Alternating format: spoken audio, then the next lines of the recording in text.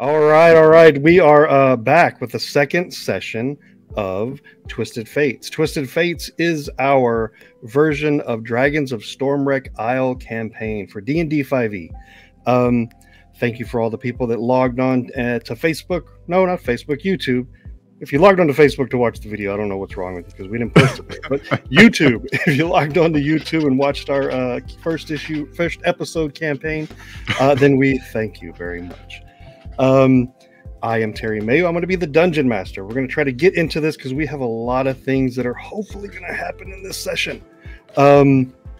With us today, we have Freddie Packard playing the Dragonborn Cleric Altos. We have Eric Hampton playing the Human Druid Ulfgrim. And we have Barney Greer playing the...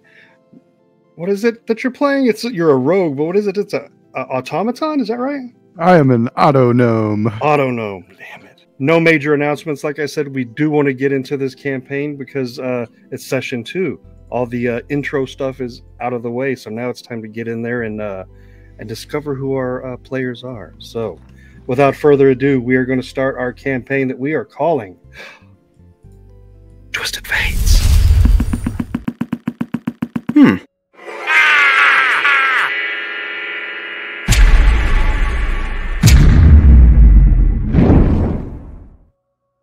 Magical.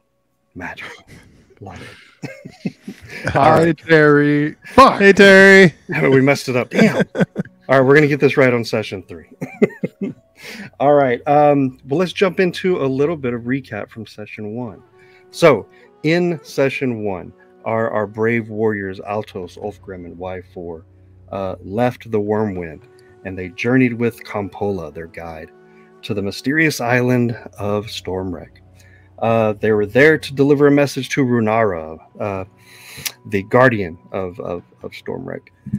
They made it through the waters without too much of an incident until they made it to the beach when a force pulled their rowboat under, damaging it beyond repair, and also damaging Y4 a bit because he went through a bit of a transformation. Our auto gnome, got that right.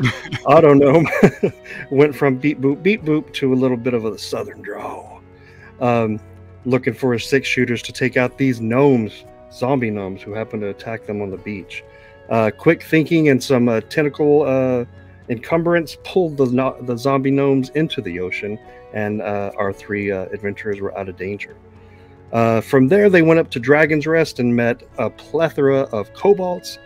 2 of them sticking out the most, Mr. Blep and Mrs. Mila, who is very much a woman, Runara, Tarak, and Varnoth.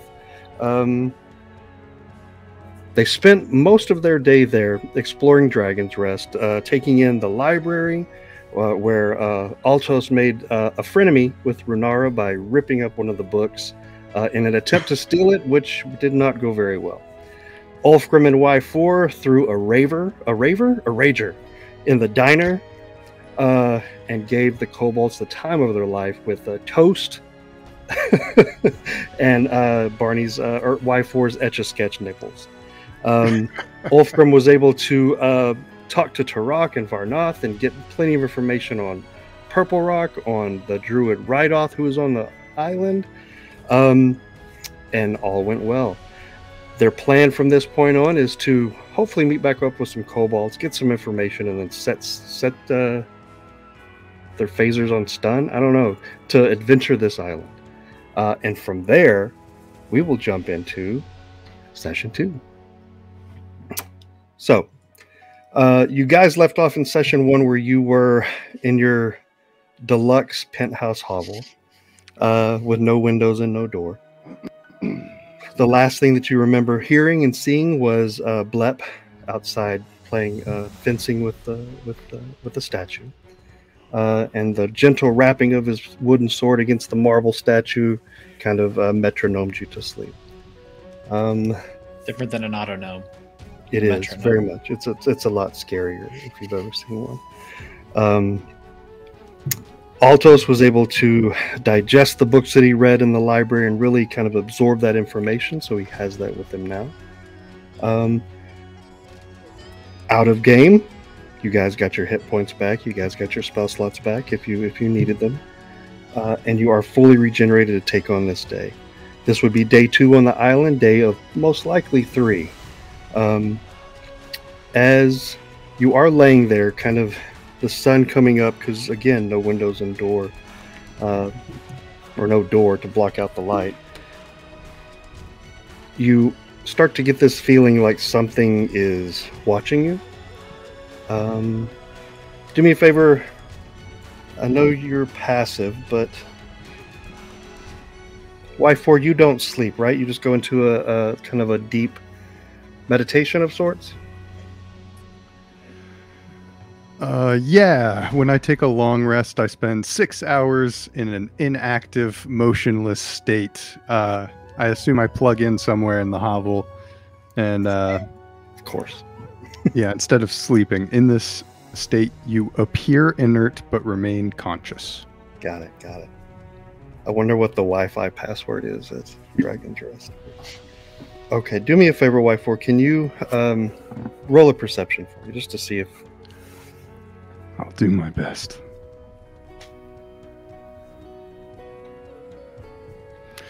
I have a +0. That makes a flat 16. Ooh, 16. Look at you. The rest did you well. That's a much better dice roll than a nat 1 on the first roll ever. Right. What catches your attention first is like this deep, just breathing, like rapid but deep. It's just like as you open up your little eyes, you see Blep, and he's kind of standing at your doorway, and he's just kind of like swaying back and forth, almost like a kobold with ADHD, just waiting for someone to wake up. As he sees you come to, he's like, Blep. Good morning. Miss Runaro would like to see all of you as soon as you wake up. If you know where the library is, correct? Just join us when Ulfgrim and Altos wake up. Okay. All right. And with that, Blep just kind of turns tails and runs out of there as quick as he can. Funny little guy. Okay. Well, in the interim of the 2 hours that it needs for Ulfgrim and Altos to wake up, I'll activate my Java function and start prepping some coffee. Okay. All right. Well, I guess I'm with the grinder too, so maybe the grinder wakes them up a little bit, and then I hope they wake up to the smell of the nice aroma of the hovel. Right, well, good morning, Ulfgrim. You're looking extra damp today. Would you like some of this dirty water? Yeah, I think I'll be fine with the sound of the ocean massaging my ears. So I'm going to get up and I'm going to go to the cliff and sit on the edge of it and just concentrate on the sounds of the waves lapping the island. I'll start waking up. I slept with like my hat on my head, like on my back. Pick it up, put it on. I sit up, stretch. Oh, why for? You why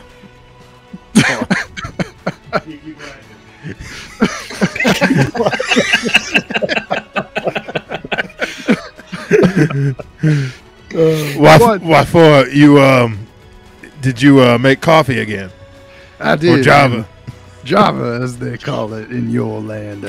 Strange stuff. But I made it just how you like it, with this toasted fish. Not perfect. I'll take the toasted fish. I hand them both over. I spill a little bit on the fish.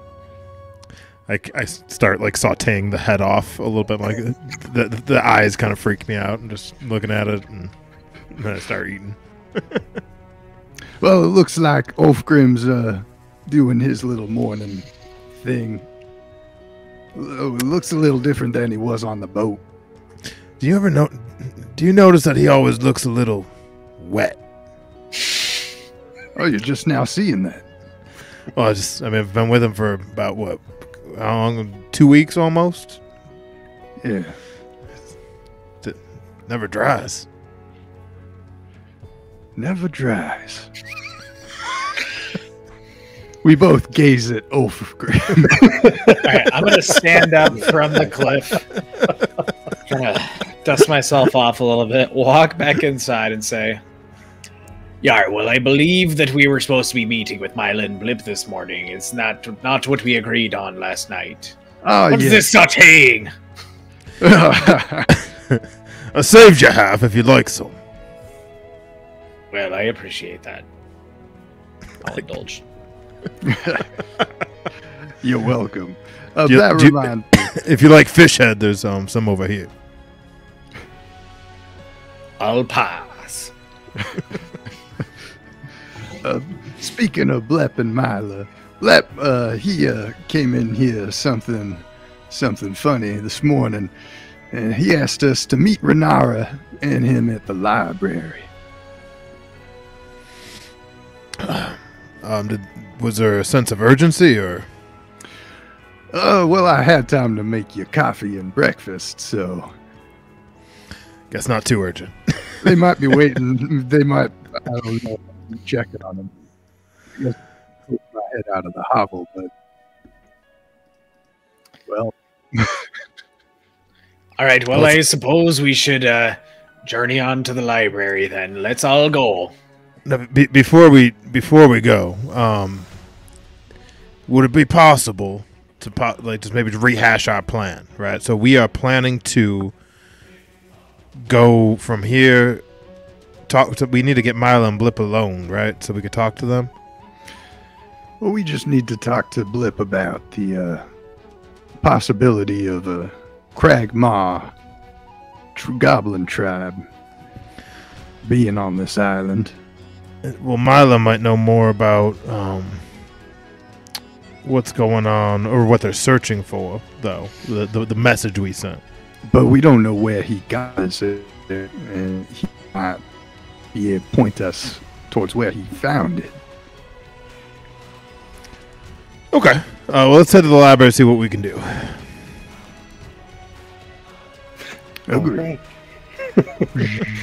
All right. As you three leave your luxury suite, you are seeing the other kobolds that you really haven't been introduced to, but they all have their own personality, own backstory, I'm sure, and and they're going about their day.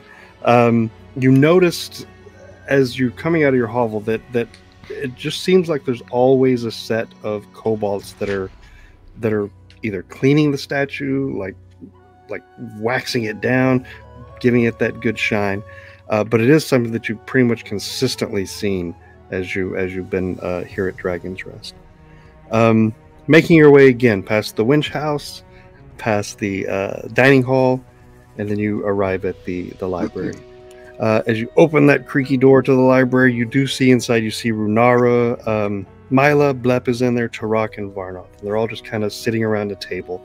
The table has 2 stacks of maps and books and whatnot, spell scrolls, just these ancient texts that are just towering over on this table, spilling over onto the ground. You can tell that whatever they've been doing, it looks as though they've been doing it all night. As the door opens, Runara greets you. Welcome. I hope that you have slept well. And if you would like to come in, I would like to have a few words with you. I'll take a step in and lean up against one of the bookshelves, pick a book up, and just kind of start sifting through as she look up and acknowledge her as she's standing there. All right. As Mila and I were going through the texts last night, it dawned on me that perhaps the right thing to do would be to enlighten you on what the Lord's Alliance has been searching for and the message that was delivered to me. I think you deserve that much to know and the urgency of this mission. And again, I want to give you the choice. Either you want to hear it or you don't. Would you like to know more?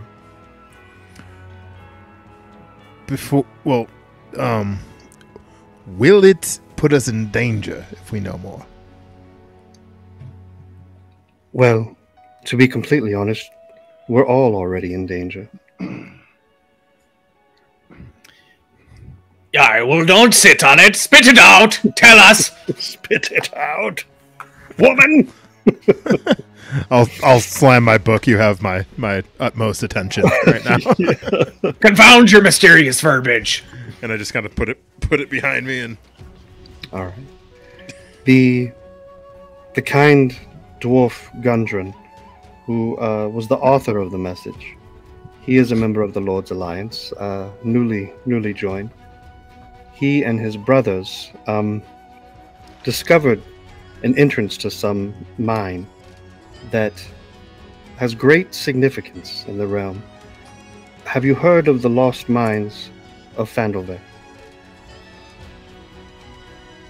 The lost mines of Phandelver. Well, it's Phandelver. Phandelin is the town. Phandelver is the... Well, let me put it this way. About 500 years ago, there was a clan of dwarves and gnomes who made an agreement called the Phandelver Pact, where they discovered a mine full of riches in a cave called Wave Echo. Exploring this cave, they discovered that they also possessed a great magical power. Once word got out, human magicians allied with the gnomes and the dwarves to bind magic into a forge where wondrous magical items could be crafted. This created a boom in the area and in the town of Phandelin, where it prospered. Unfortunately, that also drew the attention of a large band of orcs, which laid waste to the town of Phandelin and ultimately destroyed Wave Echo Cave. In the battle there, the forge was destroyed, the cave caved in, and the earth opened up and swallowed the entire thing. No survivors were known, and it erased the location of Wave Echo from history. Over the centuries, treasure seekers have sought it until it just became a thing of legend. But Gundren and his brothers, they tell me that they've located what they believe to be an entrance to Wave Echo.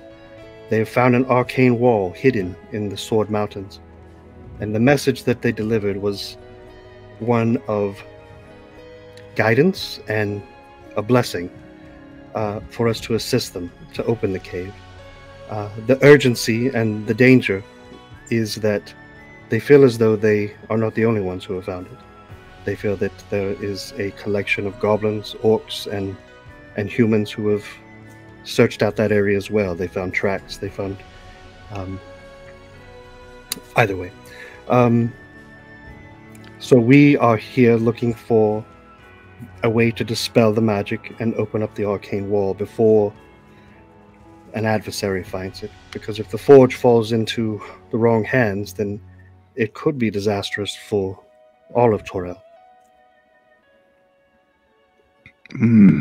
Well, no good ever came of a dwarf in a cave. So tell me this then.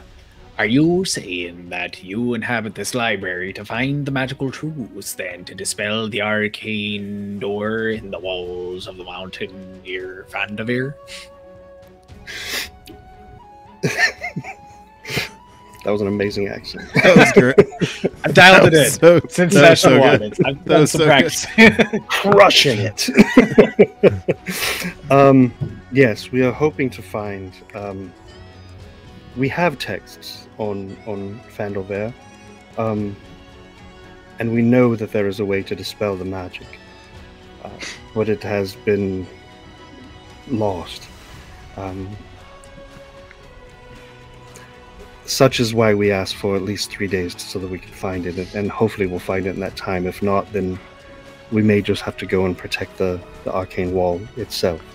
Well, when you say adversaries, did you have anyone in mind in particular?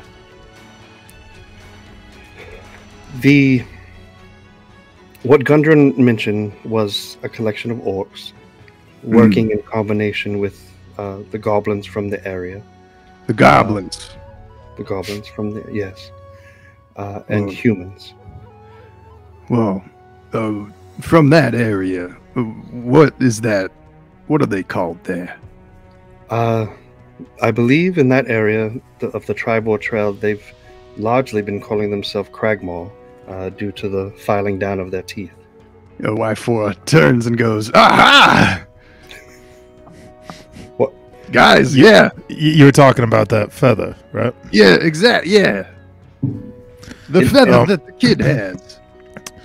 Renara, so, Blip, I believe, was the one with the feather, right?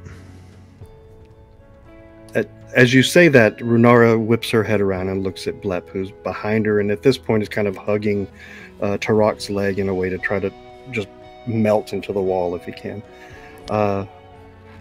Say, Blip, no, and I'll kind of walk over slowly, get down on a knee, look up at Tarak, who's probably towering over me at this point, and just, no need to be scared, but say, where did you get that feather? I meant no harm. I knew not what it was. It's. I found it. I'm sure you meant no harm, Blip. I found it among the hot springs on the way to the shipwreck that I play at. Shipwreck. It's at the northern point of. I can show you. It's but there was a large collection of arrows and traps and I didn't tell anyone because I honestly didn't want anyone to take it. What else have you seen at this shipwreck?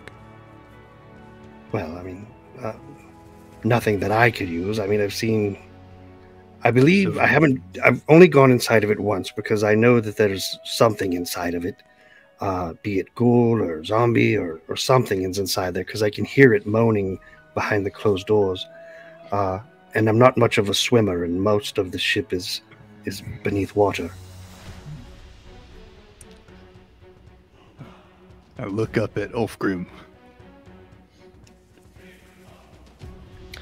Yars, say, and I want to say, Renara, we actually encountered some of these, which may be the same. They may be different. Maybe you're just lousy with zombies on this here island. But we encountered some zombie gnomes while we were journeying here straight off the boat. Perhaps you can tell me about any sort of zombie gnome sightings. I believe they were saying a word. It was, do I know actually what harpy means? I don't think we actually crossed that bridge when we were back there. No, I think it was more of just a guttural sound that sounded like harpy. Okay. And I believe they may have been saying the word. I believe it was a gnomish, but I believe they were saying harpy. Does that make any sense to you? It does. Well, of course, a lot of this is conjecture. There is a sunken ship. It is thought to be haunted. I know that for at least the past 4 decades, 40 years and change, zombies have been a regular occurrence. The island, as you know, attracts shipwrecks or ships, which ultimately turn into shipwrecks most of the time. From those shipwrecks, any of the poor souls lost, they are drawn to this island. So it's not an abnormal occurrence to have the occasional zombie wander onto the beach. They usually decompose, rot, and hopefully go to their gods. At least I would hope. Harpy, though. I can't... Do me a favor, and... So, Runara, for the first time, is kind of showing a little bit of stuttering and trepidation. So, Eric, if you don't mind, can you... Do a little insight? Roll, yeah. For some insight. Oh, yeah. Oh, we got an 18, baby. Okay. All right. Yeah, you are definitely noticing that she seems to be holding back a little bit in this area, especially about the harpy. Renara, tell me more. I know this harpy means something to you. I will spill it out, woman. Roll for persuasion, just for Nice. we can play this game. Oh my gosh, these die rolls are amazing. 21. Whoa, look at you. You can You even got all 80 see it in 82 D&D Beyond. I'm not Okay. not flexing nothing. It's just happening. I do understand. It's not that I'm trying to hide anything. I've taken a vow of peace. I've taken a vow of not wanting any living thing for harm to befall it. There is a harpy that Insight check. Just interrupts her. Insight check. Doesn't want. on her lips. I don't think so, liar. Does she really? Does she doubt my persuasion? Are you I'm ready quite to roll persuasive. an insight, or are you... Yeah, I do. I don't know if I trust her. All right, roll it. Let's see. Rolled a 16. Okay. She seems sincere in what she's saying. All right. All right. From what you've Anyway, heard so before far, you were so rudely interrupted, Inara. it tracks. She's all, and from here on. I cast silence. Tastes like fish. Because y'all had fish. And scene. Dancing. I have taken a vow of peace. I do not want to see any harm befall any living creature. There is a harpy, and she does make her home in the northern part of the island. Rest assured, she came long after the zombies came, so I do not feel as though she is the reason for the zombie scourge. Zombie scourge.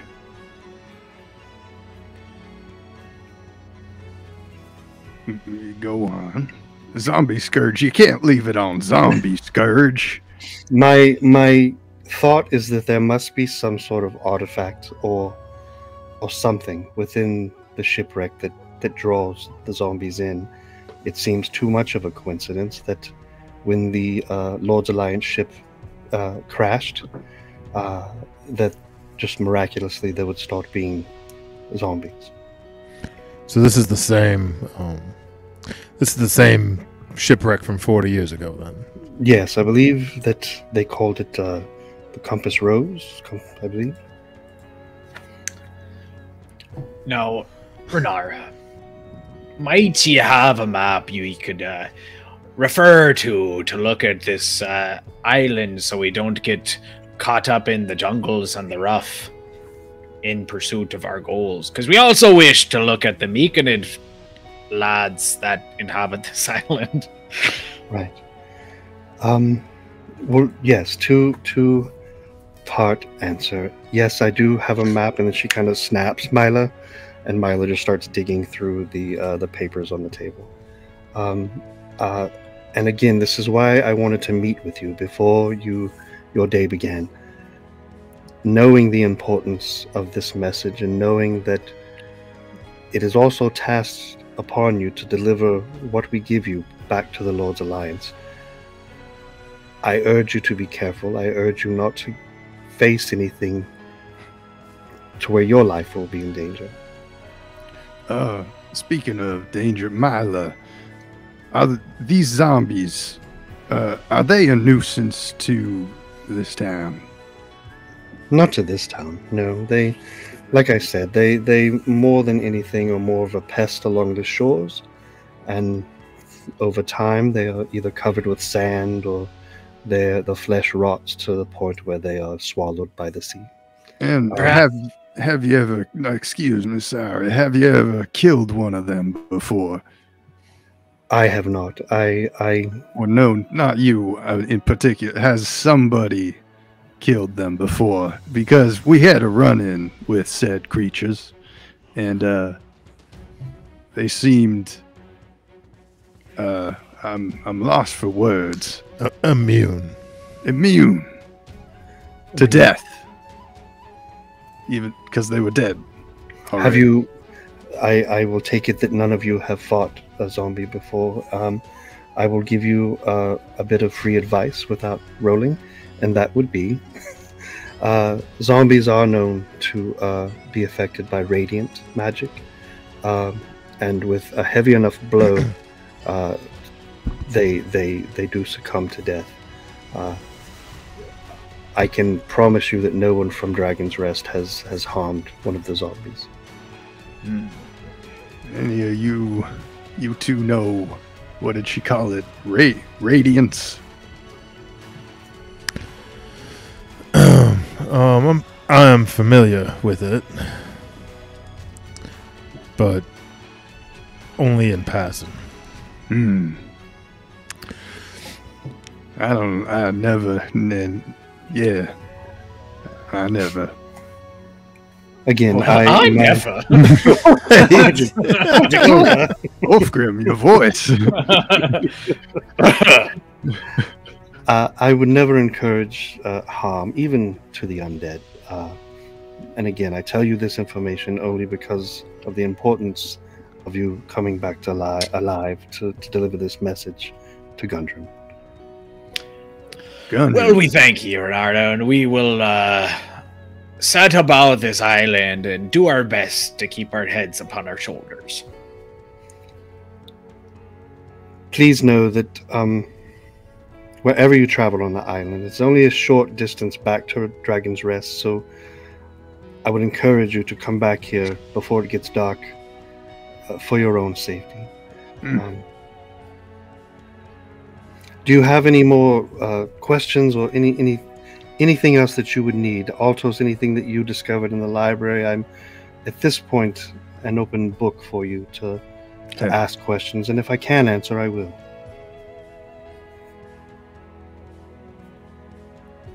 Sorry, I was typing. In regards to some of the books that I have read, Bahamut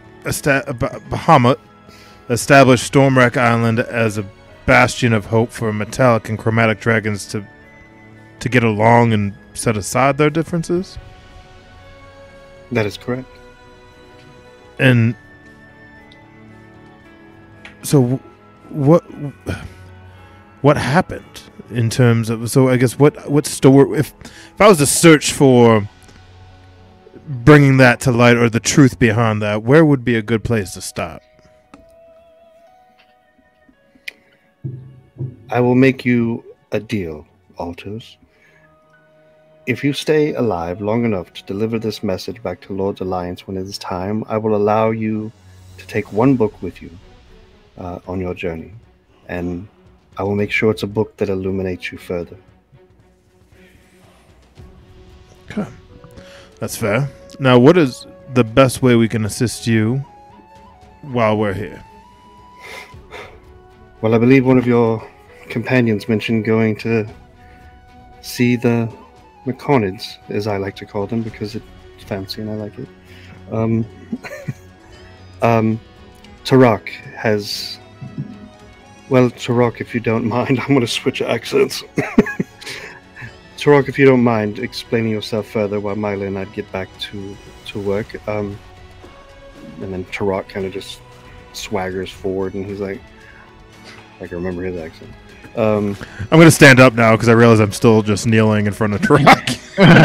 You've been kneeling in front of his crotch for the longest time. And he's like, I'm just going to... Excuse me there. My kibbles and bits are right against your nose there, Dragonborn. I already made a beautiful etch-a-sketch of the scene. Well, that's all right. No big deal. It's a back view, though, because I see Altos. It's from your point of view. Yeah. So you just see the back of my head?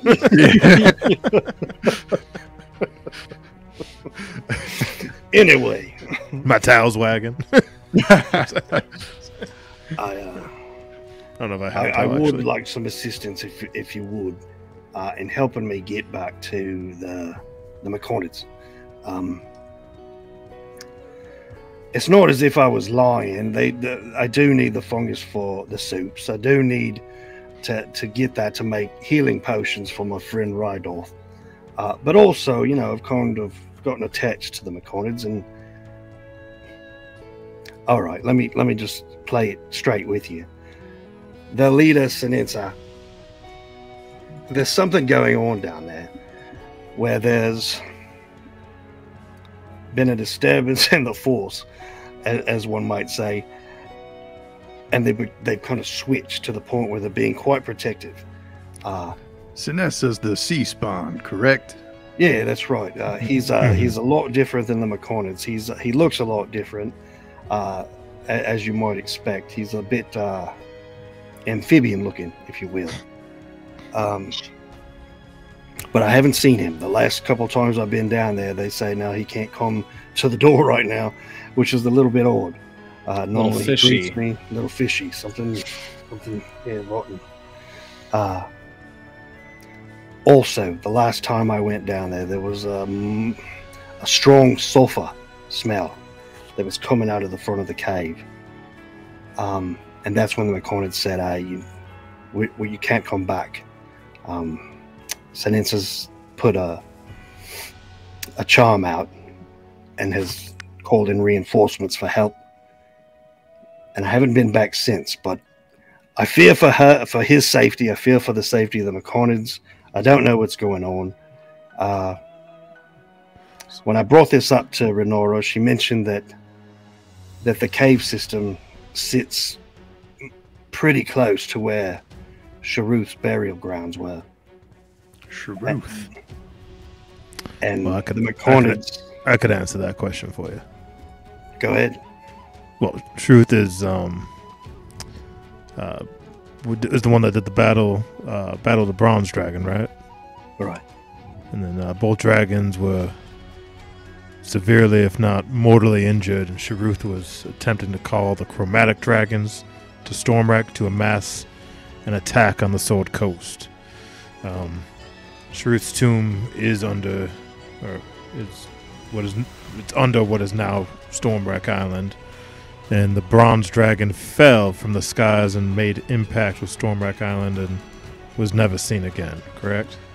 Well, I mean, yeah, I mean that's the textbook version of it, I would say, but yeah, That's all I know. I read it in a book. I read it in a book. Actually, just yesterday. Yeah, I mean, not so eloquently put on my part would be that, yeah, I believe that's where the evil Sharuth, where the final resting grounds were. But in the Mechanids, my God, I'm butchering it. Mechanids lair. Well, I mean, far underground, obviously, because the beast fell into the ocean and the volcanic mountain fell on top of it. But definitely in that spot, at least is what I'm hearing. And if you travel around Stormwreck long enough, you're going to find plenty of spots where poor dragons have found the last days, because it's a bit magical wherever they be.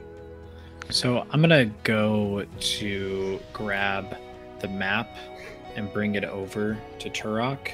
Maybe we can get that on screen for some added effect. You know, bada bing, bada boom. And I'm gonna say, right now. So if we're looking here at this here map of Stormwreck Isle, I believe that you said that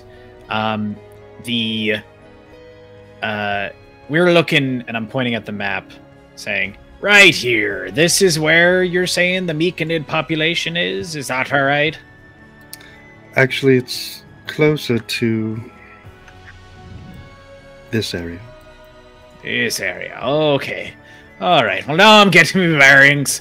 It's much larger than a ship, and I've spent many years of my life on an island made of wood floating at sea to get to other islands, as you might imagine. I'm not so good with me words, but perhaps then also you can tell me where this Rydoth lad is. Well, I can tell you that. The Rydoth is his hut is roughly along this ridge here. Mm. And of course, where are we? You're here, right here in Dragon's Rest. So, I mean, if it will help, I can travel with you to, I can travel with you all the way if you like, but definitely to ride off just to check on him and make sure he's up and around. And worst case, if he's not there, maybe I can wait for him until you return. Right, and then there's this then shipwreck that's been spoken about. Where can you point on the map where that might be? Well, according to Blep, and Blep, correct me if I'm wrong, because I'm not going to switch over to him. It's at the very tip, which, again, it's the resting place of another white dragon that fell, 150 years ago, give or take.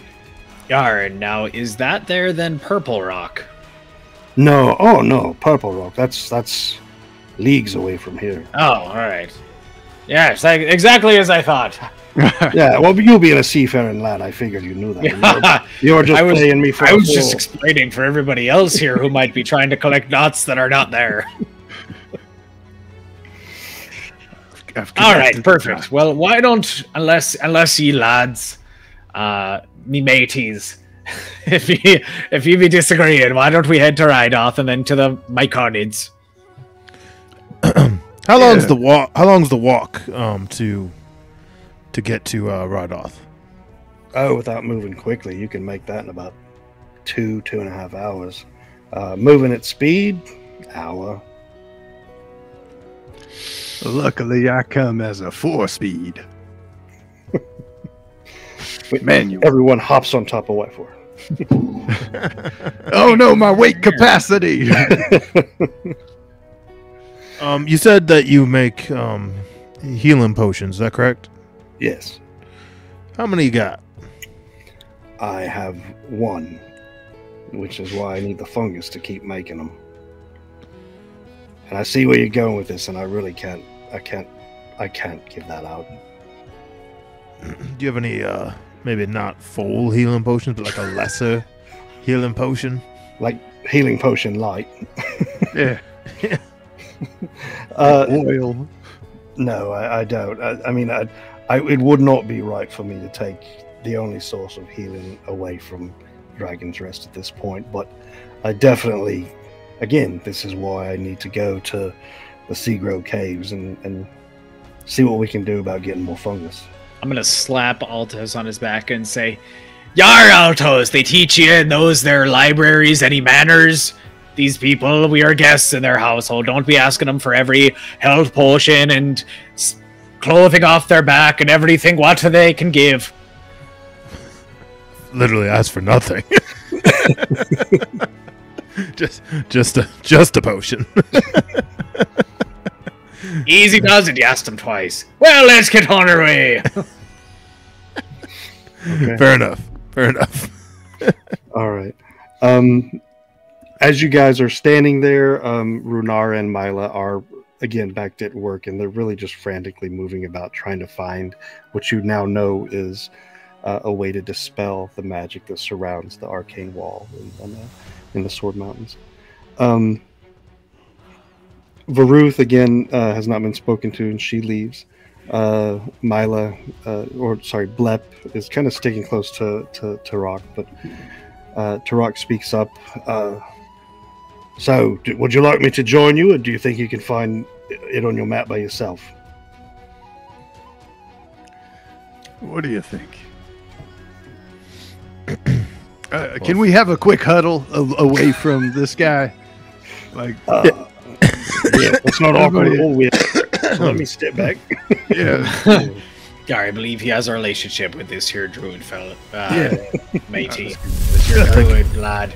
So I say that we have him accompany us to there, and perhaps even to the Myconid area. But unless any of you have any disagreeing dispositions about you. No. No, I'm good. I'm good with it. All right. Well, lad, we've decided you shall lead us to the druid. Rock, our friend. Rock. Thank you, lad. I'm just picturing you guys all in a huddle and stand up every once in a while. So as you guys make your way out of the library in Dragon's Rest, Tarok is kind of going down a pathway that's kind of, you can tell it's been made after trip after trip after trip. You would be traveling basically this path. So you'd be coming along the ridge until you can get to Rydoth's here. It's a series of ridges and canyons, and they kind of dip and fall. The terrain can get kind of precarious, but if you're following exactly where Turok is going, then it is pretty easy. You're able to get a pretty good vantage of the ocean. You're able to see that the Wormwind hasn't gone too far. It's still kind of docked where you left it.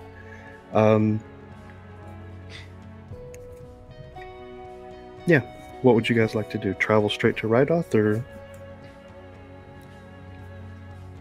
That works. Yeah, Yeah, I think Okay. that's Astral acted. Okay, all right. After a good 2.5 hour walk, you guys arrive at this sunken area in the ridge. Turok starts going down it, and he's like, "All right, well, this is kind of where it gets a bit precarious."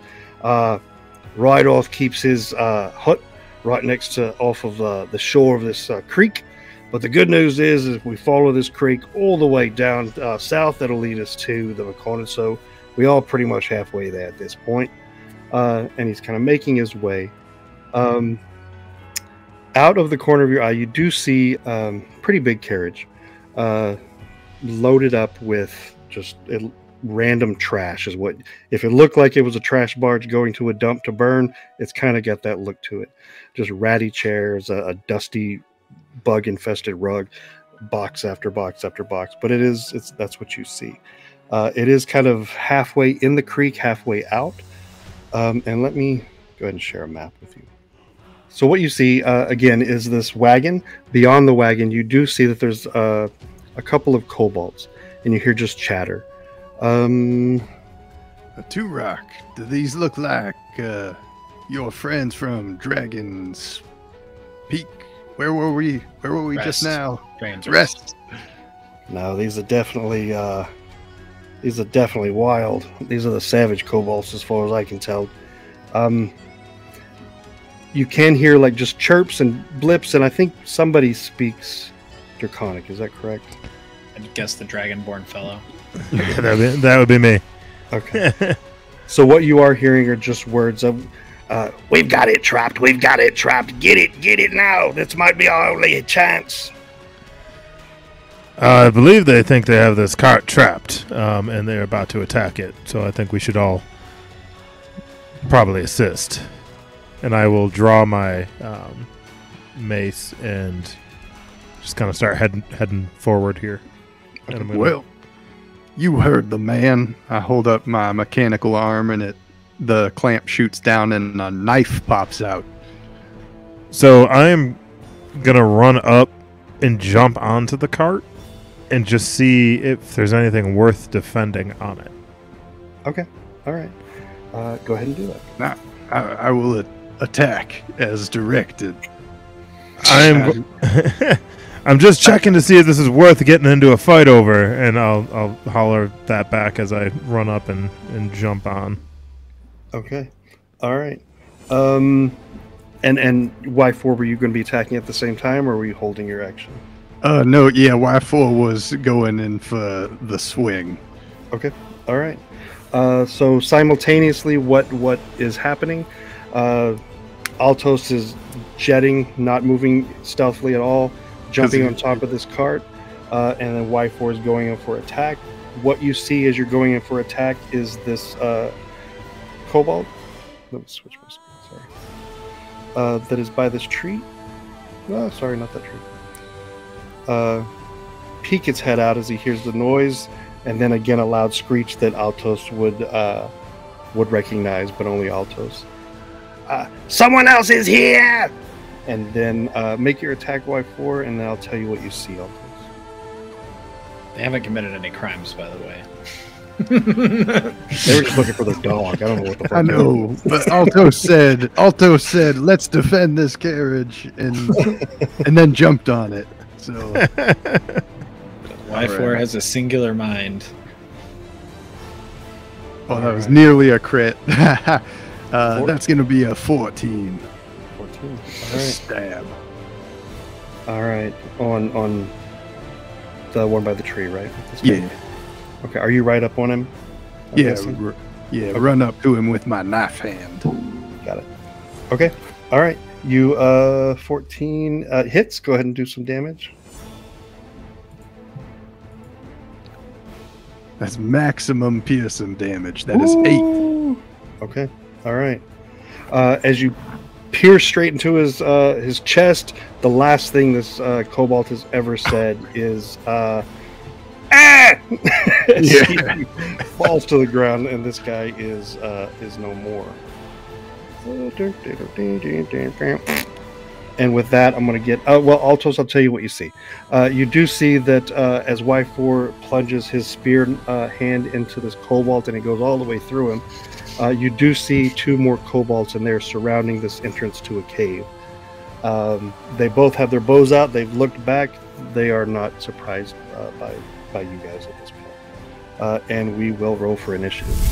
And here we go. All right, we have our initiative going, and first up is going to be this young kobold right here.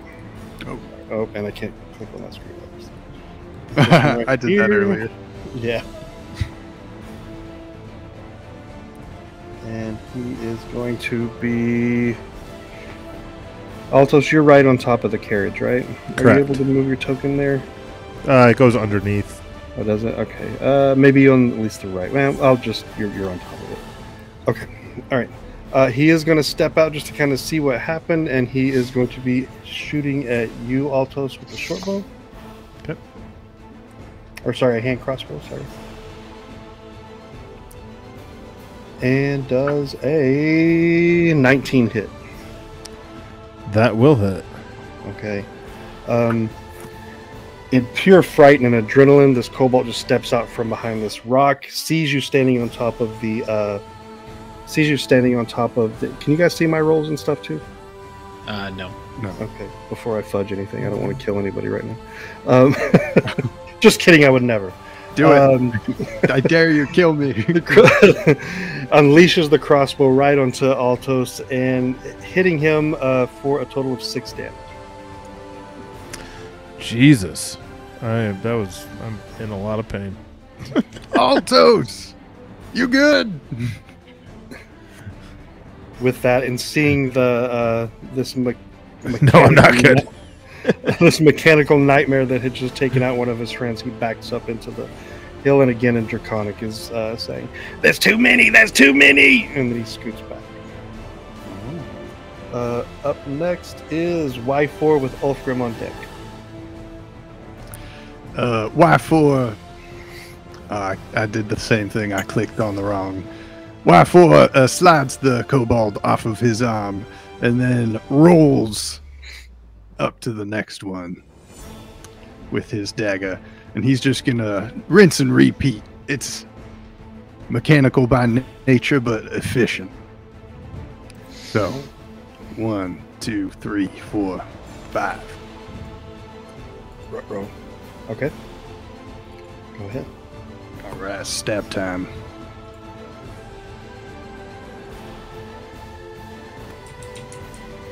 A 16 to hit.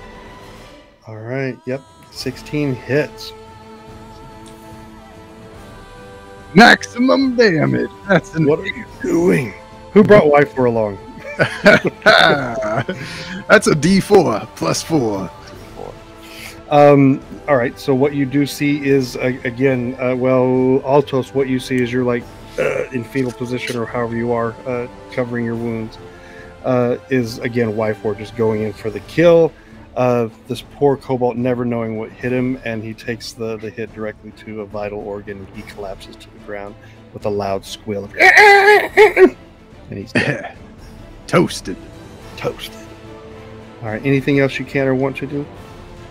With my bonus action, let me see if I have anything in my inventory real quick. No. That's all I got for the moment. Okay. All right. Next up is Ulfgrim.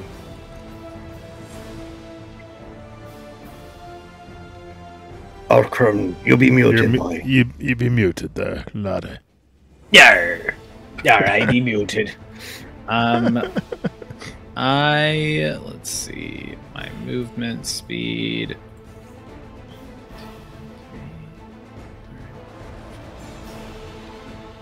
If I go here, do I have a line of sight at... This guy's dead. So do I have a line of sight at this guy? The only living one right there that you see? That you're able to see? It's not there we go. I mean, you can see him. You have Altos in your way, but Altos, I'm assuming you're in pain right now, right? I was hit with an arrow. What was I hit with? It's a yeah. You're hit with a bolt, a crossbow bolt. Yeah. Where did it? We'll just say it hit me in the shoulder. Okay, all right. I think with yes, I'm going to say that you do because Altos is your friend, and he'll gladly lean to the side. Yar, keep your head down. And I'm gonna get a sling out, put a smooth river rock in it, wrap it up.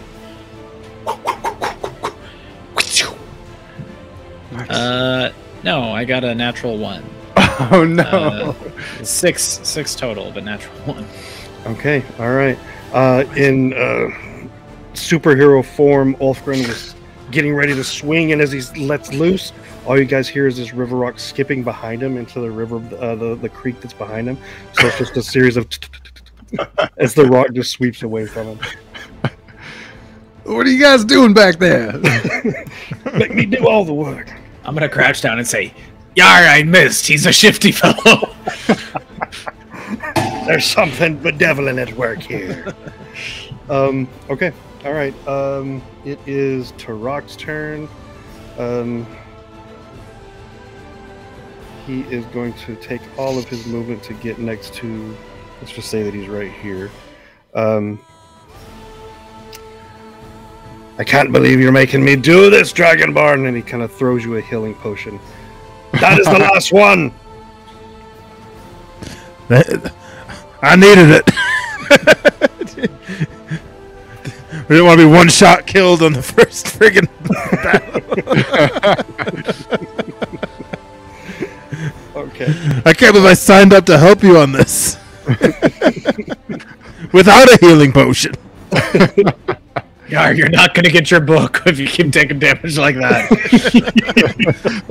Sorry, I don't know what happened. Okay, all right. With that, that is Tarok's movement as he's action and throwing you a potion, and that's leading us to this poor Cobalt that's left here.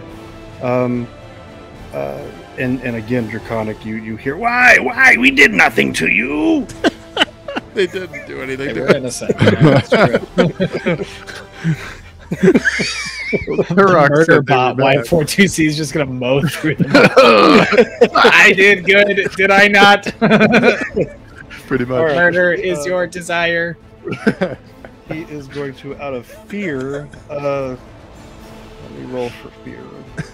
Just robot shows up. He's going to be rolling with disadvantage because he is scared.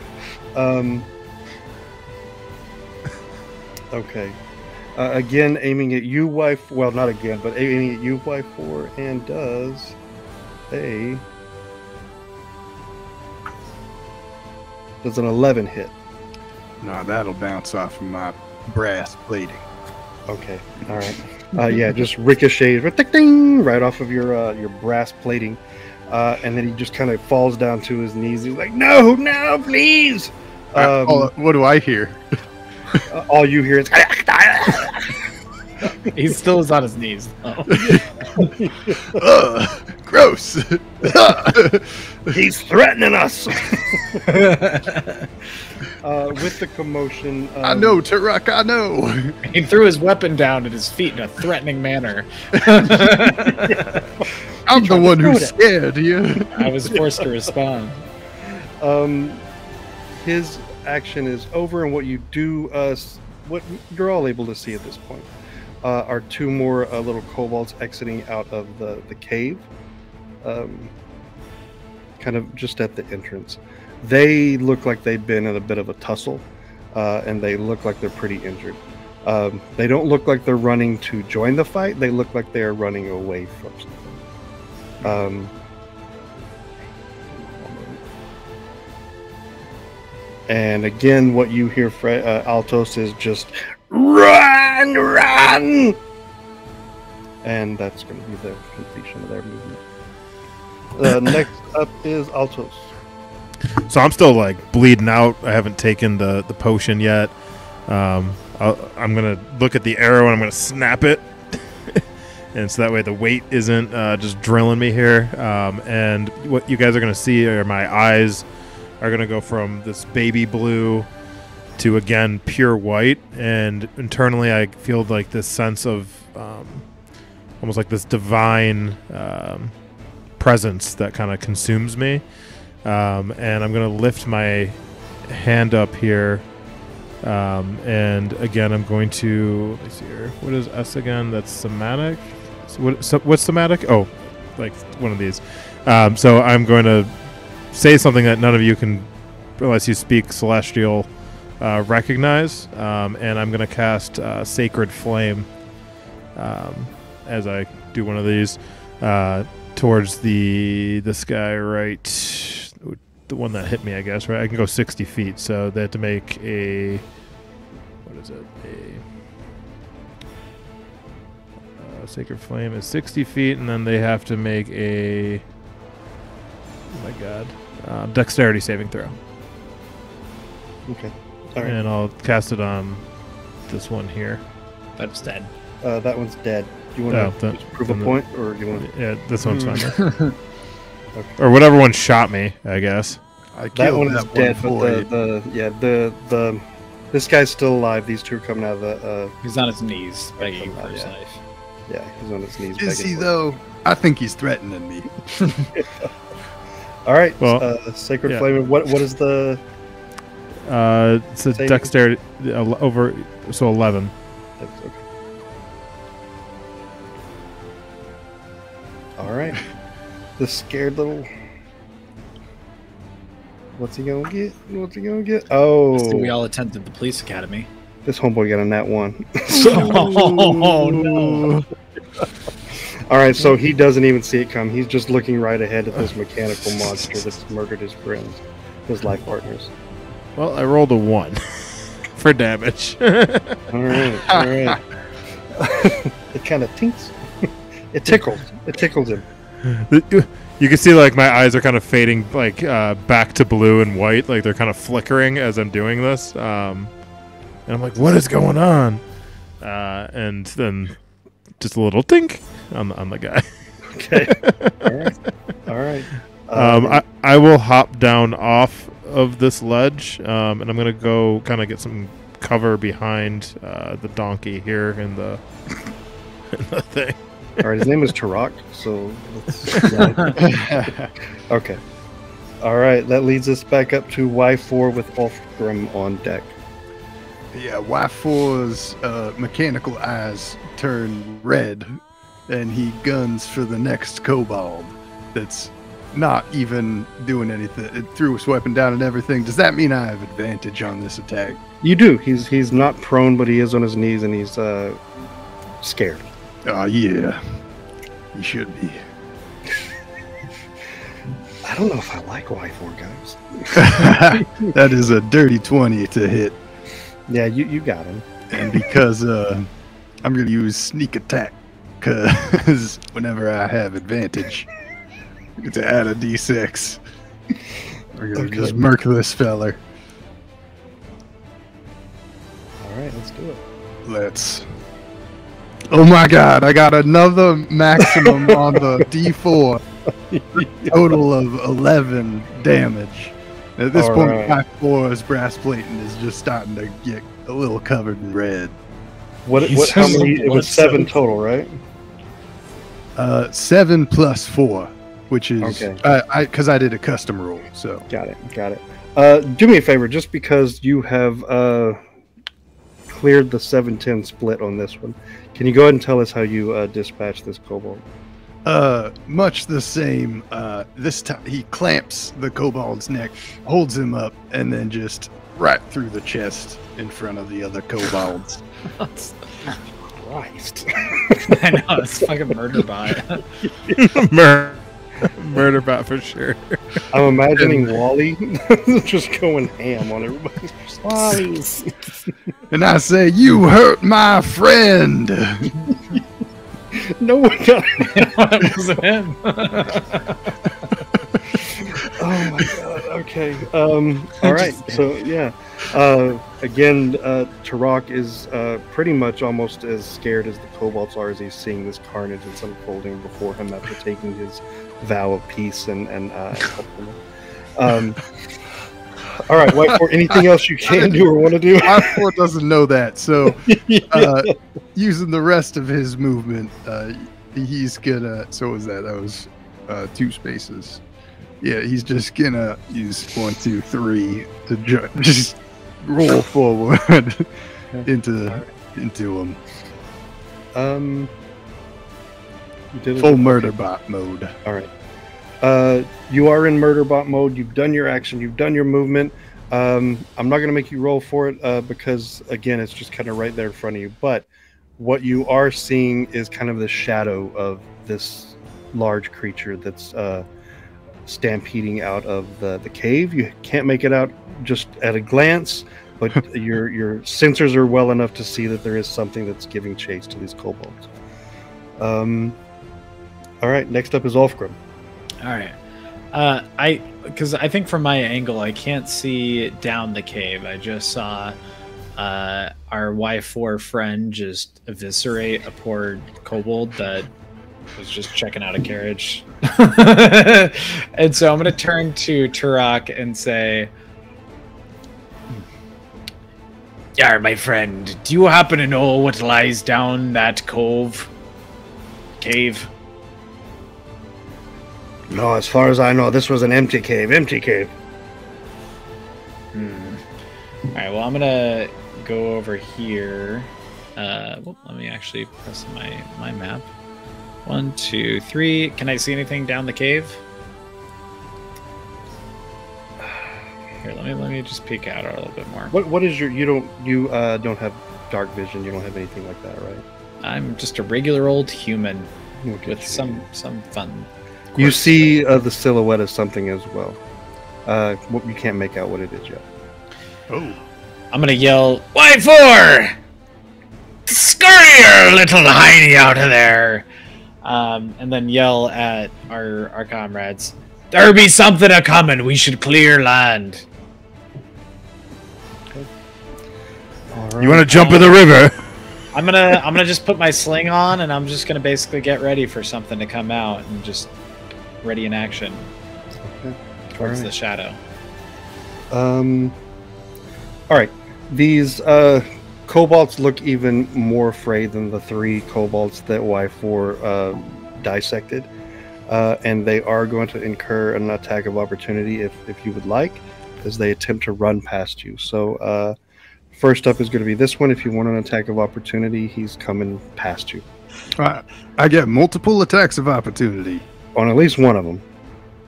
Yeah, I'll take it on one of them. Yeah. Okay. Do you want it on this guy or? Which one? Which ones looks like more scared? You've had a chance to scan them both. The one on the left is missing part of his ear. And really has a big gash along his. It looks like there's 3 long gashes along his cheek. He looks very scared. His companion doesn't have a weapon. It's nowhere to be seen. He hasn't been touched, but he equally looks scared. So I would say they both seem pretty scared. Then I go after the untouched one without a weapon. Okay. All right. The one who is injured, he hurdles over you like it's a track and field match. Let me make sure. And makes it. I thought I was going to have him fall for a minute. Oh. And he is coming right back. It's right about there. All right, same thing with this guy, except he's not going to hurdle you. He's just going to run past you. So whenever you're ready, if you want to go ahead and make your attack of opportunity. I roll a dirty 20. Of course, why would you not? Let's do some damage. Filthy 20. Jesus. That is 6. Okay. Total piercing damage. All right, all right. He just takes your shank right to his midsection. As you retract it, he kind of stumbles forward a bit. He's not going to take his full movement, but he is kind of moving past you and finds his resting place right here. He's still alive, but he's looking pretty rough right now. And I will squeegee my eyeballs and look up at the shadow. Okay. Do you have dark vision by any chance? No? What you are seeing is this large creature. It looks a bit like a bear, like a really big bear to you. Again, it's from a silhouette, so you can't check out features at this point, but it does look like it's a pretty nasty cocaine bear coming right at you. Uh-oh. Okay. Altos, you are up. I will peek around here. Let's see here. What is the distance on this? Oh, range is only 5 feet. Never mind. So again, I will cast Sacred Flame. So I'm going to peek around here, and I'll cast Sacred Flame on this guy right here. So you see me speaking Celestial. My eyes still pure white, flickering to blue, back and forth a little bit, and then I will cast Sacred Flame. So, yes, Okay. make a dexterity save and throw.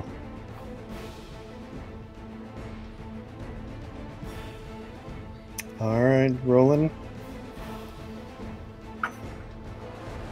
And it's a 14. So that is a save. All right. Any damage or half damage on that or no?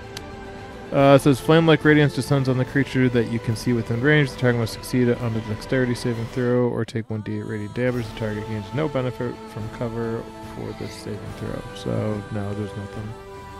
Okay, all right. I had anything else you want to do or can do? I will cast. I'm going to do a bonus action. Let me just make sure I have this correct here. Where are my actions? Bonus action. I am going to cast Shield of Faith. Okay.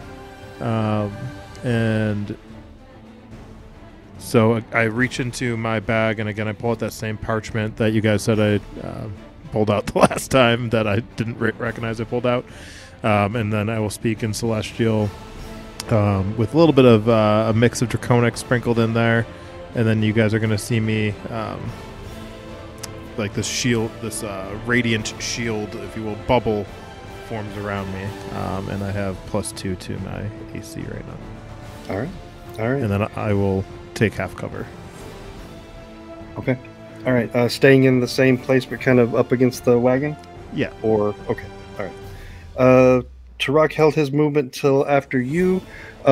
He is going to move, but before he moves, he's taking somewhat of a quasi action to kind of tap you on the shoulder and be like, I didn't give you that healing potion for nothing! And then he jumps off the wagon, and he's heading towards the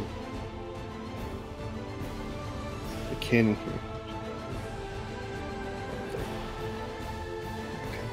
And you can see that he's kind of shielding the Cobalt a bit, the one who's been hit. And he's like, it's all right, it's all right. With that, we are back up to the top, and we have what you see now coming out of the cave is what Y4 saw was the shape of a bear. And it does check out. It is kind of the shape of a bear, but it's as it starts coming into view, you do see that it is an actual owlbear. This owlbear looks a bit different than what you would expect. It has a collar around its neck with a tag. Can't really make out the tag because it's a bit small. and it has like these cufflinks that look like they are a couple sizes too small at this point, but they are frilled, and they're on all four legs, and that's what you see. He made his movement. Is that Patty? Ruh-roh. Is that Patty the owlbear? All right.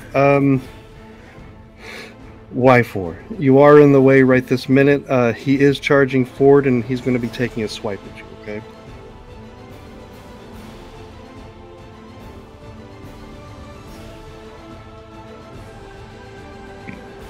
Okay. Does a 13 hit? It does not, but Okay. you could probably knock me around a little bit. So the 13, or sorry, this owlbear comes out of there. He stops as he sees more than he was anticipating. Takes a wild swing. Ching, ching, ching. Glances off what could have been you, but it doesn't do any damage whatsoever. And he just kind of raises up on all four. And do me a favor, and can you roll? Actually, no, I don't want to do that. He raises up on all four, and he just gives out this giant roar. And that's his movement and his action. Next up is Y4. Retreat! I'm gonna turn tail and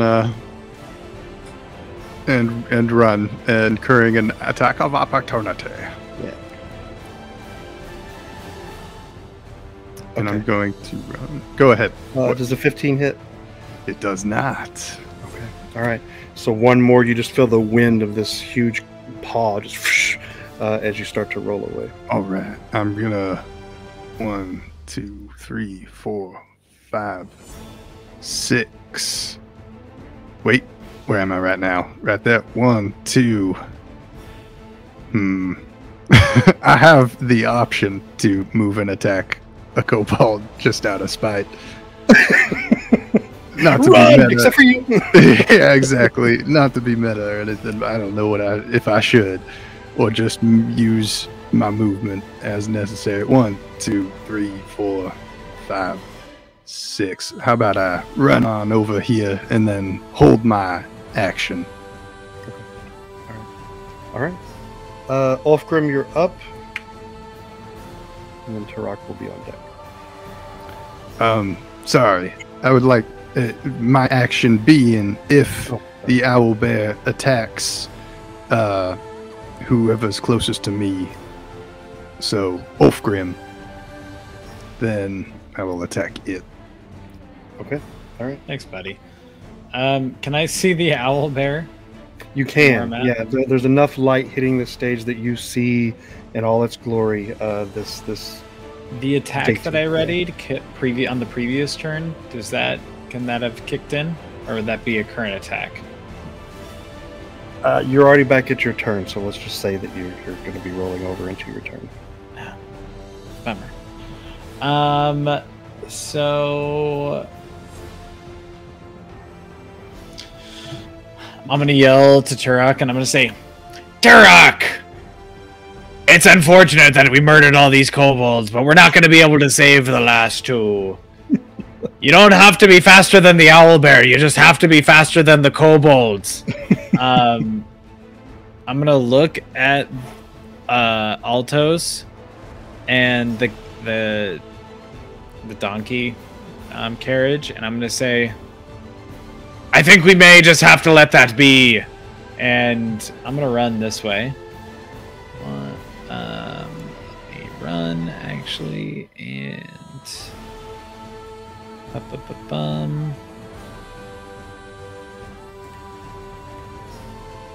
Alright.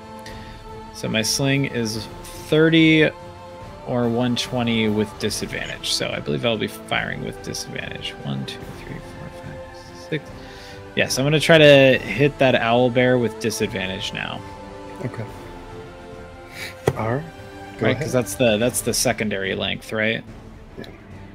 All right.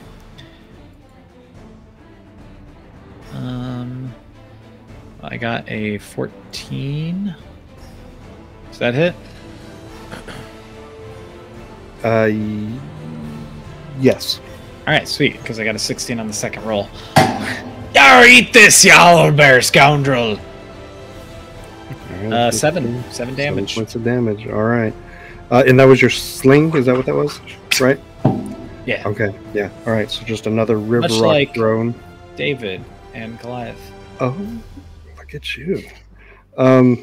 Yeah. So you just see this river rock flowing in the right direction this time. Hits him right on his beak, and he's shakes it off, and you have his attention. All right. Anything else you can or want to do? I give a hearty chuckle and then end my turn. Okay.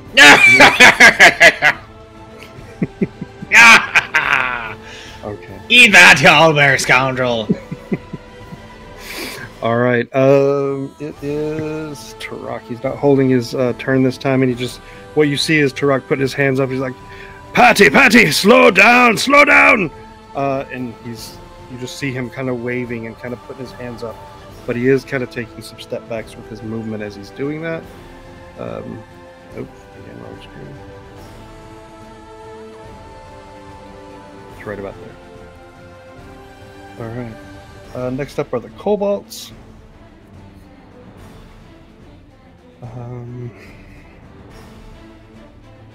Wounded one is not going to be playing games. Wait, this is the wounded one. Yeah, no, this is the wounded one. They're both not gonna wounded. Yeah, they're both wounded, aren't they? Yeah. This is the lesser of the two. Is moving, and he's moving to this area. And again, he doesn't care about you guys at this point. The second one is pretty heavily wounded, but he is going to be moving as well. Okay. All right. With their movement, it is back up to you, Altos. So I will step out into the middle over here, and I'm going to put up a hand, and I am going to use a spell called Command. So I'm going to go like this, and I'm going to scream halt. And the owlbear will have to make Patty the owlbear will have to make a Wisdom saving throw. Okay.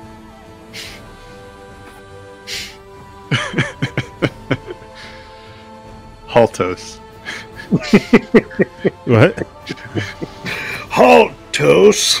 Oh, Haltos. All I heard was Altos. I'll say Haltos. All right. Does have a +1. I've got a 14. Damn it. Okay. All right.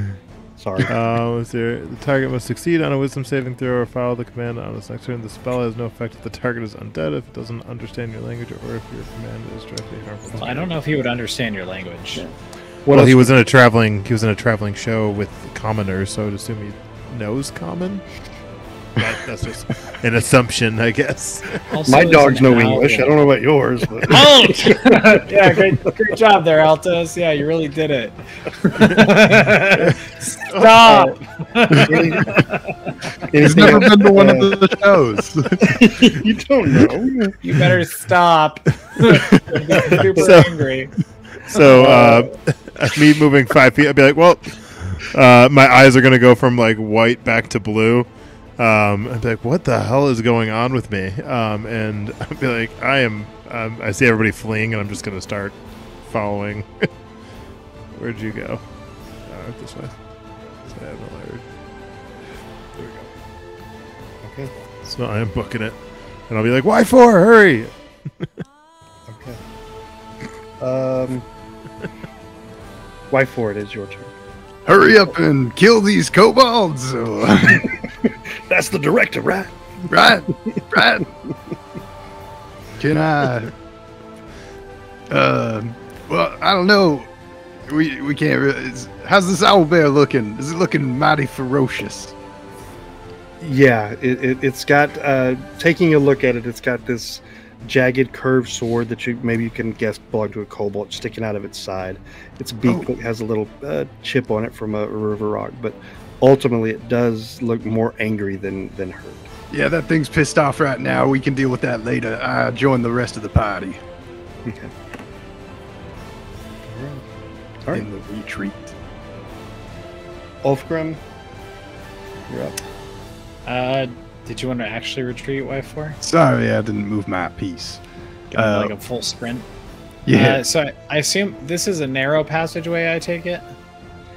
Yeah, you're looking at what 10 to 15 in certain areas. Yeah. All right, I'm going to say, Turok, which way do we go from here? Is it to our right across the river or to our left in the cavern?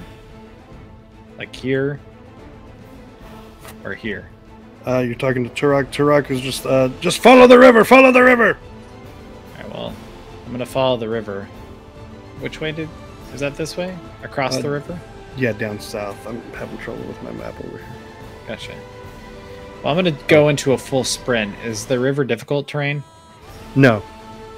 No, it's shallow enough, but it's 1, 2, 3, 4, 5, 6, 7, 8.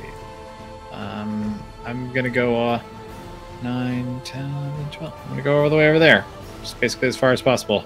Okay. Break into a full run. Like, see ya! He's fast. doses. I sprinted. All right. You can just hear wet leather. That must be comfortable. How does he run in such heavy clothes? Okay. Why is he always wet? Never dry. Never dry. All right. Turok is again. He's holding up his hand. He's like, "Patty, Patty, calm down, calm," and he's backing up a bit as well. Patty's backing up? No, Turok. Oh, okay. Gotcha. Truck, you better back up a little quicker, buddy. And again, his hands are just raised, but he's backing up. Okay. All right. All right. The kobolds are, now that they've escaped that part, they are sprinting, and they are going to be, unless you want to follow them, they're fleeing. They're going back the way we came, right? Yeah. Okay. And they just left the donkey and the cart. Yeah. Maybe we can wait for old Patty to calm down. All right. Altos, are you where are you at? Right there. All right. So, Altos, what you see before you make your turn, just so you can have a good judge of what you want to do. You do see this bright, luminescent, like orb behind Patty, and it's giving off this vibe of calm. And you do see this humanoid figure behind Patty. And that's what you see before you make your move. before you do your whatever you're going to do. So I feel like it's a calming presence to like almost, but like a bug's life. Like don't look into the light, but like I'm gonna go to the light. Okay, Kinda like got it. A little bit, but it's coming from inside the cave behind Patty. I'm gonna put my mace. God, this is gonna be a terrible. This is it, Terry. This is where I die. Just let it happen.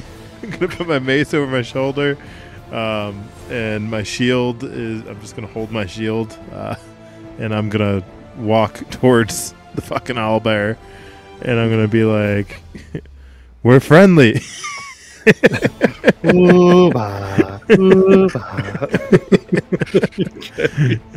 Please don't kill me. Please don't kill me. Please don't kill me.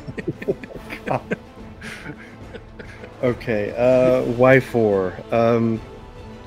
Yeah. It is your turn. Is it? Oh, I'm getting so many mixed signals because Altos just said run. Ulfgrim booked it. Durox is slowly backing up. Altos keeps changing up. You're flip-floppity, man, like a pancake. You say attack, then you jump on the carriage, then you say run, and then you start walking toward. What are you doing, man? There's something behind the owlbear. Don't be a fool. Stay in school. Y4 will take out his crossbow and prepare an action. Okay. All right. And shout, Ulfgrim! Ulfgrim! Don't shoot. Okay. All right. That leaves Turok. Actually, Turok. Again, he's Patty. Shh. But he's not backing up.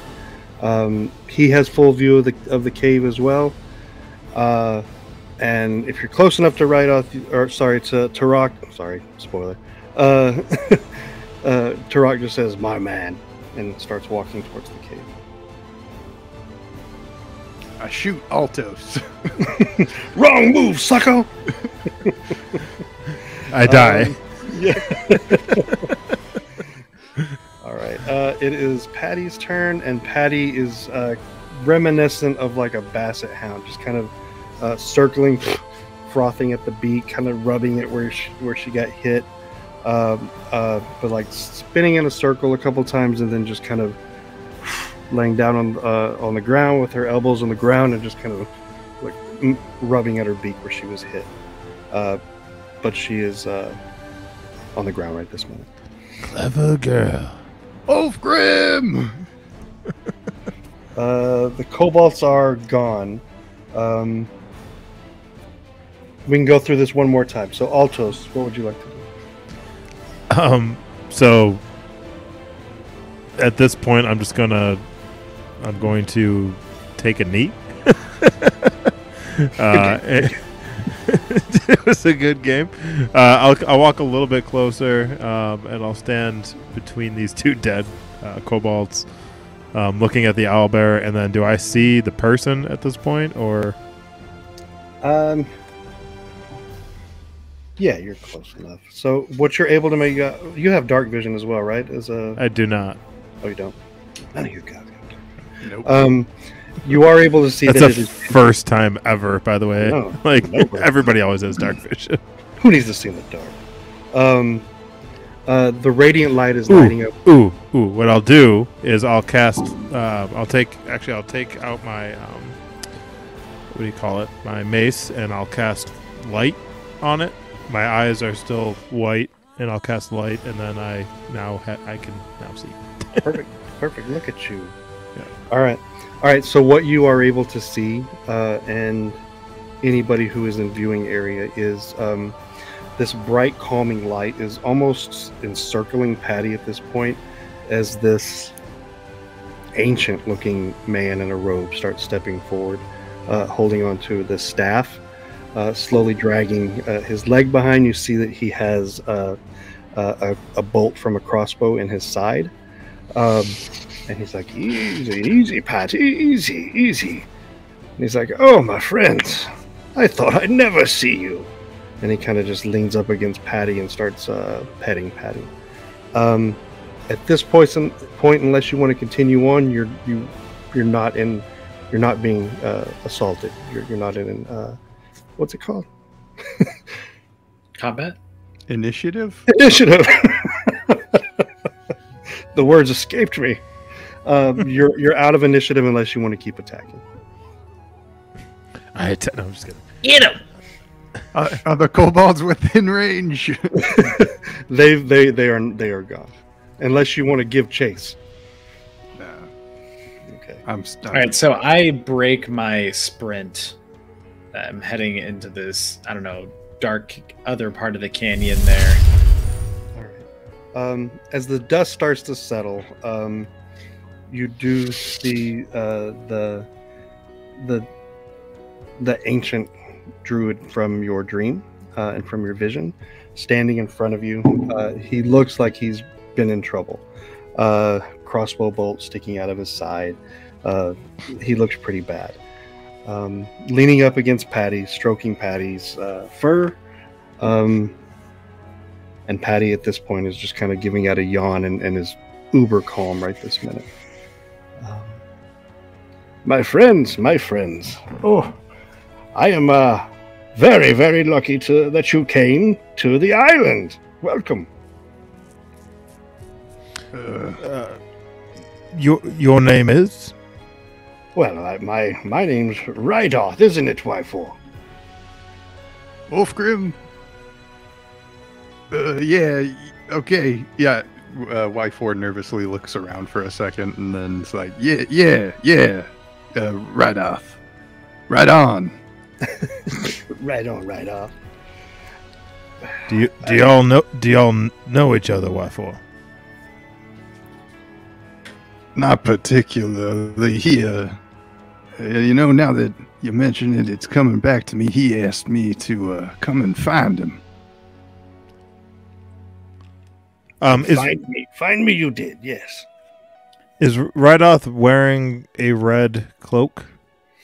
What you see him wearing is a dirty robe. It is kind of on par with everything that is in that wagon. It looks about as old, as dusty, and as flea infested as that. So as I'm kind of approaching the entrance to the cave, realizing that my companions are not eviscerated by an owl bear,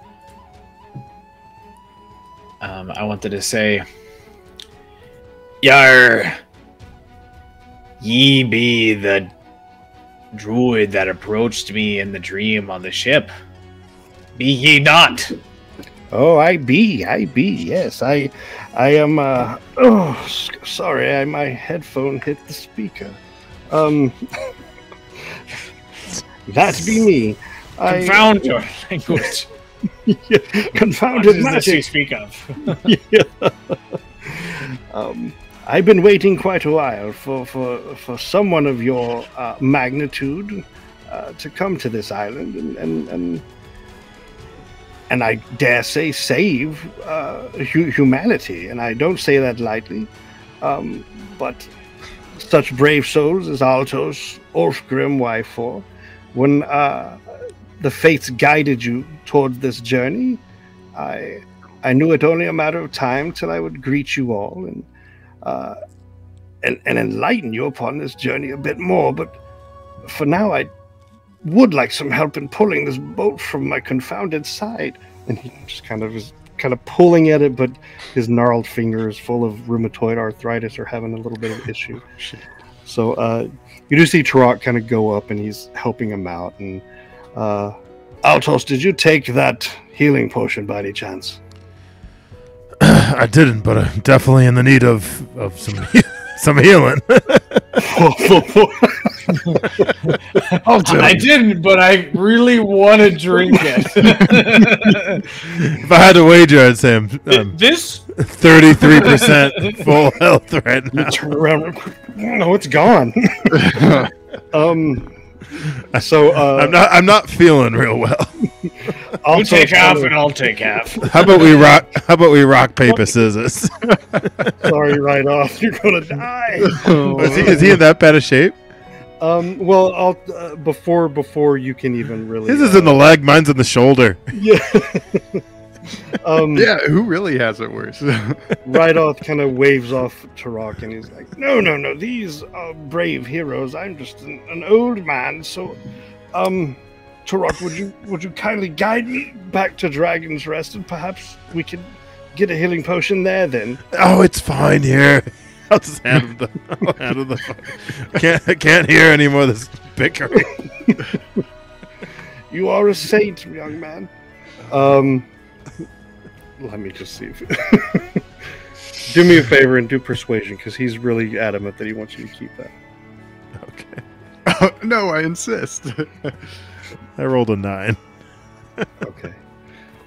He just puts his hand up. He's like, "No, for the reals though. No.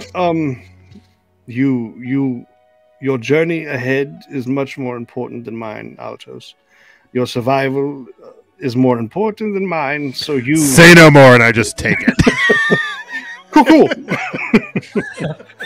He's like, okay. "No, please. You must drink the." He's like drinking it, like, What kind of healing potion was it? A minor. Oh, minor. Not even the good kind. What is that? A D4?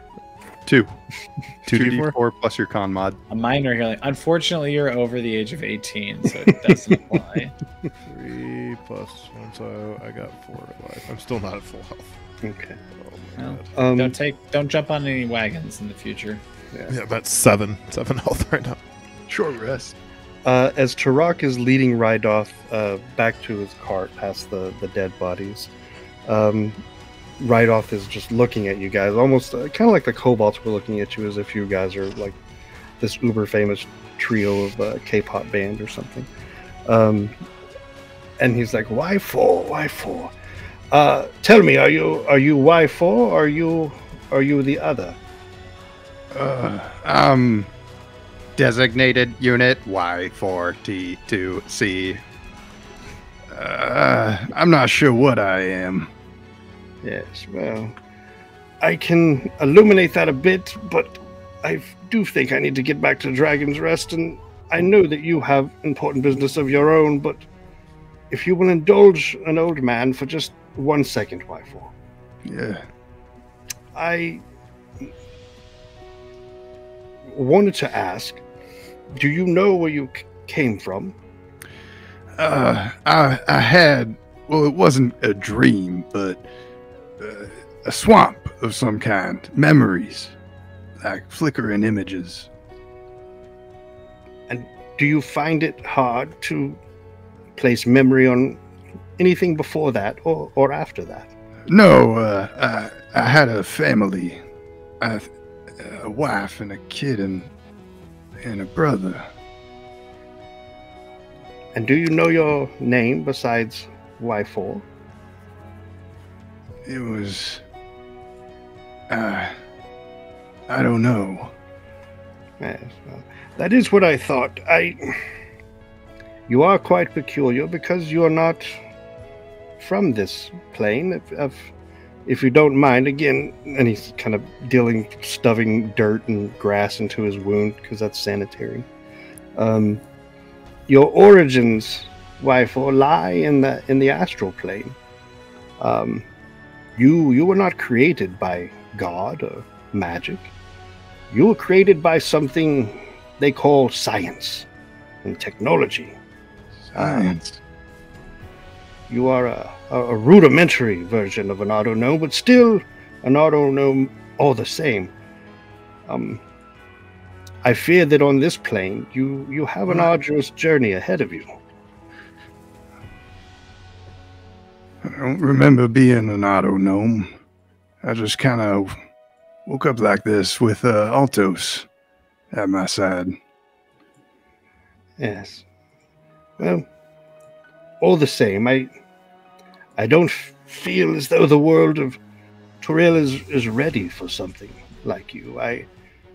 I know that Torgs is churning these auto-gnomes out, and he kind of looks around at the rest of you. But still, I mean, your existence poses a question that I don't think this plane is ready for. Because if such a sophisticated sentience can exist, then where does that leave us in our relationship with the gods? My fear is that people may not want the gods anymore after they see you. I haven't seen much proof of these gods yet. Well, you know the saying that you may not believe in them, but that doesn't mean they don't believe in you, Altos. Yeah, I can say there are beings out there that are more incomprehensible, more terrible than any coffee maker, garbage can combination item. He does make very good coffee. I do. The best part of waking up. I can't stand your bean water, you confounded mechanical contraption. You're just, it's fine. It's fine. My poor Y4, I don't envy your journey here on Faerun.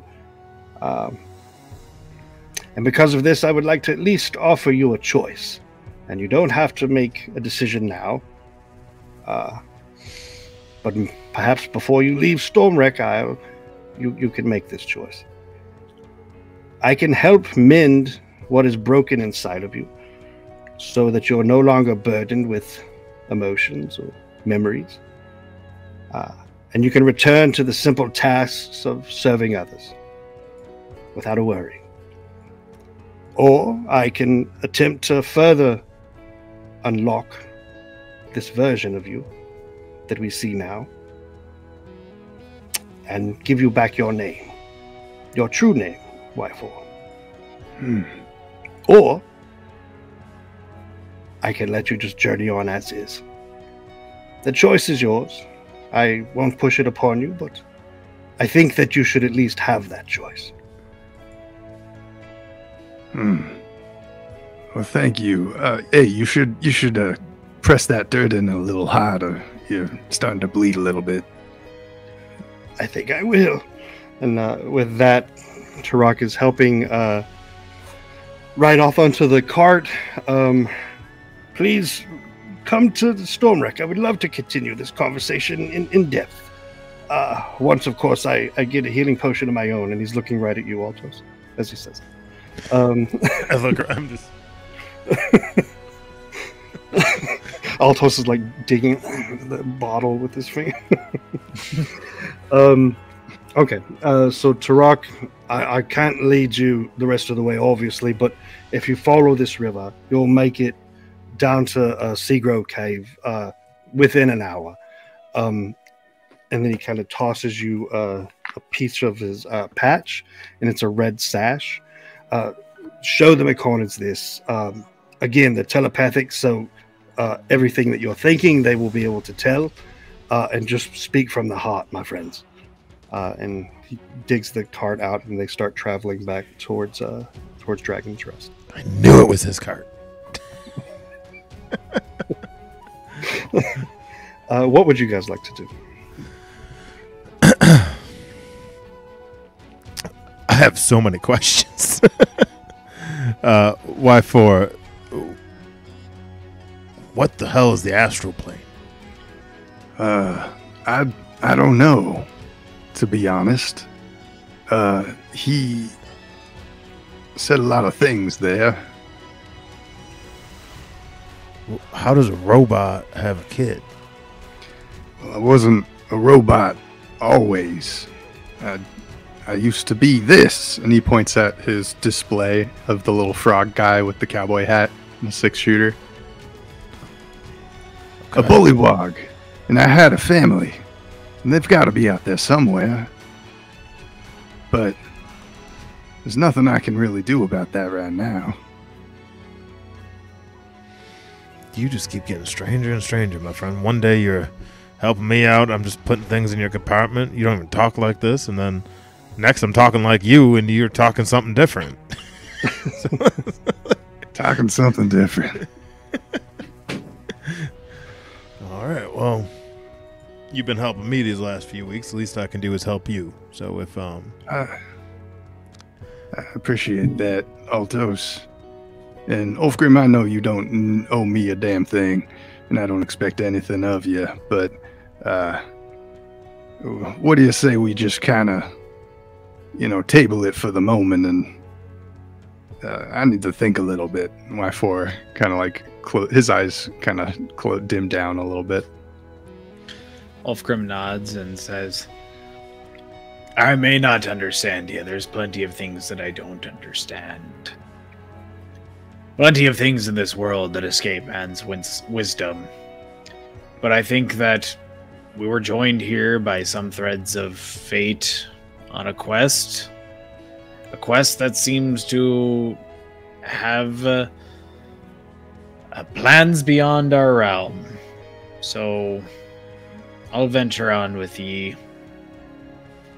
As long as you don't try to push any of your coffee on me again. Fair enough. Like he said, this doesn't have to be done now. Let's talk about these mushrooms. What's your favorite kind of mushroom, Ulfgrim? My favorite kind is the ones that we venture to. Well, why don't we get going to those myconid characters? It's only like 10 a.m. in the morning. And I am covered in blood. And I'm out of spell slots. Shit. All right. as you leave this bloody battlefield, wagon wheels tracks heading off towards Dragon Rest, and Patty just kind of sleeping by the entrance to that cave, amongst the dead bodies of slice and diced kobolds. You follow the creek, and true to his word, Turok was speaking truth. The creek follows all along this ridge, all the way until you get to the edge of a cliff where you can see the ocean coming up. In the creek, can I also be like, why for? We gotta get you cleaned up. Just kind of wash the kobold blood that's caked all over him off of them. Use your little water trick that you used to get me out of the ocean. You see water like swirling around above the water and just... That is so cool. I put a coffee bean in there. Confound you, coffee bean. Confound. Ouch. Okay. Go ahead. Sorry, Dean. Did anyone need to take a short rest? Was anybody hurt? I'm a little... I still got... You know what? I would be happy to take a quick short rest. Like, how long does it take to get to the Myconids? Could we call that walk like a short rest? Yeah, traveling at a slow pace. Yeah, you could get a short rest in there. Yeah, and you got plenty of time left in the day. So, what I'll do is this: as you're traveling at a leisurely pace, slow pace, you did follow the creek around. You got to a ledge where you were able to see over the side, and you're able to see the other side of Dragon's Rest. And what you see is just a sea of dingy gray. In the waters, you see just these spores that have collected, and fungus and just seaweed, all collected along the coast of this side of Stormwreck Isle. But past that, just crystal blue waters as far as you can see. Can I scrape a sample of the side? All right. As you reach the side and you're preparing to go for your next steps, do me a favor. All of you roll for perception, just real quick. We'll do a combined group. Before we take a short rest, do that? Yeah.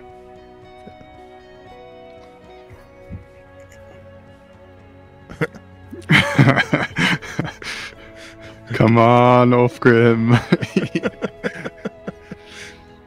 Oh, wow. There it is, 20. The beast has stolen Ulfgrim's voice once again. Because he is on mute. Call that a mutiny. Yar! Oh, ayo. Yar, mutiny be upon me! I rolled an unnatural 20. All right. It hits you, and I'm sorry, Altos, you got below a 20, right? Yeah. Okay. Right. I got a natty 1 and he got a 5. Got it. You are a good 50 feet up on a cliff, about right here. What you see straight down is this indentation in the side of the mountain that looks like it was probably the mouth of the cave. So you are about a good 50 feet above it. But what you're noticing that hits you first, Ulfgrim, is this incredible smell that started off as just like a wafting, but now is just emanating in your nostrils. And it is a strong smell of sulfur. And as you look around, you see tiny little streams of this orange gas that are creeping up through cracks in the mountainside. Not close enough to where it would be affecting you, but close enough where you are getting this strong gas sulfur smell. And from there, we're going to go ahead and take a short rest, and we will end session 2 of... Oh, no, Terry! Yeah, sorry!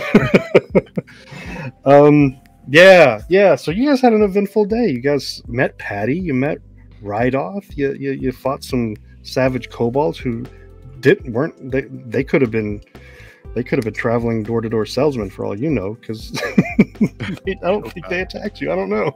No, nope. They didn't get a chance. Didn't get a chance to. Take them out before they can get you. Well, Turok said they were savages. It's not mine. Well, apparently you haven't seen Pocahontas because who knows? Yeah, it was a good session. Thank you guys very much. For those who are still watching us, because I know there were a couple who stayed on for session 1, so hopefully you came back for session 2. There's a lot of things ahead in our rendition of Stormwreck Isle that we are calling Twisted Fates. So until next time, I want to say thank you very much. I am Terry, the Dragon Master, the Dungeon Master, and on behalf of Freddie, Eric, Barney, we want to say a good night.